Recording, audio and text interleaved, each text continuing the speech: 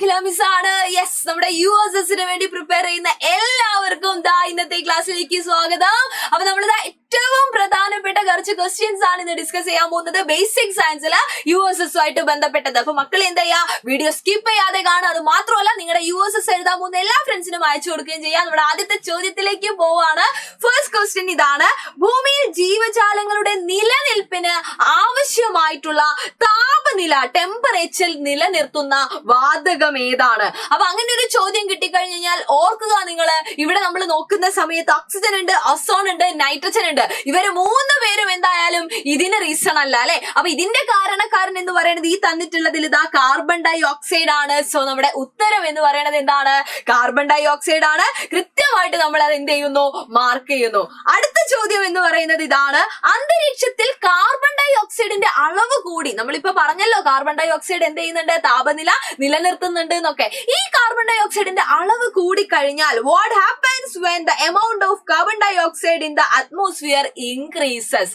അപ്പൊ അവിടെ നമ്മൾ മനസ്സിലേക്ക് വരേണ്ട ഉത്തരം എന്ന് പറയുന്നത് നമ്മൾ കേട്ടിട്ടുണ്ട് അല്ലെ, ആഗോള താപനത്തിനെ കുറിച്ച്, നമ്മൾ ഗ്ലോബൽ വാർമിങ്ങിനെ കുറിച്ച് നമ്മൾ കേട്ടിട്ടുണ്ട്. അപ്പൊ നമ്മൾ ഓപ്ഷൻസ് വായിക്കുന്നു: സസ്യങ്ങൾ നന്നായി വളരും, അന്തരീക്ഷ താപനില ഉയരും, അമ്ലമഴ പെയ്യും. ഇവയൊന്നും അല്ല അല്ലെ. അപ്പൊ നമ്മുടെ കറക്റ്റ് ആൻസർ എന്ന് പറയുന്നത് എന്താണ്? Atmospheric temperature will rice. അന്തരീക്ഷ താപനില എന്ത് ചെയ്യും? ഉയരും. അപ്പൊ അതിന്റെ റീസൺ എന്ത് തന്നെയാണ്? കാർബൺ ഡൈ ഓക്സൈഡ് ആണ്. അതായത് നമ്മൾ ഹരിതഗൃഹ വാതകങ്ങളെ പറ്റി പഠിച്ചിട്ടുണ്ട്. അപ്പൊ അവരെന്ത് ചെയ്യുന്നുണ്ട്? നമ്മുടെ ഹീറ്റിനെ, താപത്തിനെയൊക്കെ ട്രാപ്പ് ചെയ്ത് വെക്കുന്നുണ്ട്. പക്ഷേ അധികമായി കഴിഞ്ഞു കഴിഞ്ഞാൽ അവിടെ എന്ത് ചെയ്യാണ്? അന്തരീക്ഷത്തിലുള്ള താപനില ഉയരുവാണ് ചെയ്യുന്നത്. അറ്റ്മോസ്ഫിയറിക് ടെമ്പറേച്ചർ എന്ത് ചെയ്യും? ഉയരാനായിട്ട് തുടങ്ങും. അപ്പൊ കൃത്യമായിട്ട് അത് എന്ത് ചെയ്യുക? അത് നമ്മള് മാർക്ക് ചെയ്യുക. ഓക്കെ, അടുത്ത ചോദ്യം ഇതാണ്. യെസ്, വിസർജ്യ വസ്തുക്കളിലൂടെ ജലത്തിലെത്തുന്ന ഈ കോളി ബാക്ടീരിയ. യെസ്, ഈ കോളി ബാക്ടീരിയയുടെ കാര്യമാണ് പറയുന്നത്. കൃത്യമായിട്ട് നോട്ട് ചെയ്ത് വെക്കണേ. അതിലൂടെ വരുന്ന അസുഖം ഏതാണ്? ഡിസീസ് ഏതാണെന്നുള്ളതാണ്, അത് സൃഷ്ടിക്കുന്ന രോഗം ഏതാണെന്നുള്ളതാണ് നമ്മുടെ ക്വസ്റ്റ്യൻ. അപ്പൊ ഈ കോളി ബാക്ടീരിയ എന്ന് കണ്ടു കഴിഞ്ഞു കഴിഞ്ഞാൽ മനസ്സിൽ ഓർത്തു വെച്ചേക്കുക, നമ്മുടെ ഉത്തരം എന്താണ്? ഡയേറിയ ആണ് കേട്ടോ. ഡയേറിയ ആണ് നമ്മുടെ ആൻസർ എന്ന് പറയുന്നത്. അപ്പൊ ഈ കോളി ബാക്ടീരിയ നമ്മൾ ഈ പറയുന്ന നമ്മളുടെ എന്താണ്? നമ്മുടെ നമ്മളുടെ വിസർജ്യ വസ്തുക്കളിലൊക്കെ ഉള്ള ഒരു ബാക്ടീരിയ ആണ്. നമ്മൾ സാധാരണയായിട്ട് പറയാറില്ലേ, കിണറിലെ വെള്ളമൊക്കെ ചീത്തയാവുന്ന സമയത്ത് ടെസ്റ്റ് ചെയ്ത് നോക്കി കഴിഞ്ഞു കഴിഞ്ഞാൽ അതിലെപ്പോഴും നമ്മൾ പരിശോധിക്കുന്ന ഒരാളാണ് ഈ പറയുന്ന ഈ കോളി ബാക്ടീരിയ എന്ന് പറയുന്നത്. അപ്പൊ ഈ കോളി ബാക്ടീരിയയുടെ പ്രസൻസ് ഉണ്ടെങ്കിൽ നമ്മൾ അത് യൂസ് ചെയ്യാറില്ല. അതിന്റെ കാരണം അതിലൂടെ വരുന്ന ഒരുപാട് അസുഖങ്ങൾ ഉണ്ട് എന്നൊക്കെ നമ്മൾ കേട്ടിട്ടുണ്ട് അല്ലെ. അപ്പൊ അസുഖം ഏതാണെന്ന് ചോദിച്ചു കഴിഞ്ഞാൽ കൃത്യമായിട്ട് ആ കണ്ടീഷൻ എഴുതുക. ഡയേറിയ ആണ് നമ്മളുടെ ഉത്തരം എന്ന് പറയുന്നത്. ഓക്കെ, അടുത്ത ചോദ്യം ഇതാണ്: ടൈഫോയിഡ്, മഞ്ഞപ്പിത്തം, വയറിളക്കം, കോളറ ഇവയൊക്കെ പകരുന്നത് എങ്ങനെയാണ്? വായുവിലൂടെയാണോ, വെള്ളത്തിലൂടെയാണോ, ഫുഡിലൂടെയാണോ, ബൈ കോണ്ടാക്ട് അല്ലെ, സമ്പർക്കത്തിലൂടെയാണോ എന്ന് ചോദിച്ചു കഴിഞ്ഞാൽ കൃത്യമായിട്ട് ഉത്തരം എഴുതുക. വാട്ടർ, ത്രൂ വാട്ടർ അല്ലെ, വെള്ളത്തിലൂടെ പകരുന്ന രോഗമാണ്. അപ്പൊ ഈ കോളി ബാക്ടീരിയ ആണെങ്കിൽ അതിന്റെ ഉത്തരം ഡയേറിയ ആണ്. എന്നാൽ ഈ രോഗങ്ങളെല്ലാം പകരുന്നത് എങ്ങനെ തന്നെയാണ്? വെള്ളത്തിലൂടെ അല്ലെ, കണ്ടാമിനേറ്റഡ് വാട്ടറിലൂടെയാണെന്നുള്ളത് കൃത്യമായിട്ട് എന്ത് ചെയ്യുക? ഓർത്തു വെക്കുക. ഓക്കെ, അങ്ങനെയാണെങ്കിൽ അടുത്ത ചോദ്യം ഇതാണ്: ജലശുദ്ധീകരണശാലയിൽ അണുനാശിനിയായി, ഡിസ്ഇൻഫെക്റ്റന്റ് ആയി യൂസ് ചെയ്യുന്നത് ആരെയാണ്?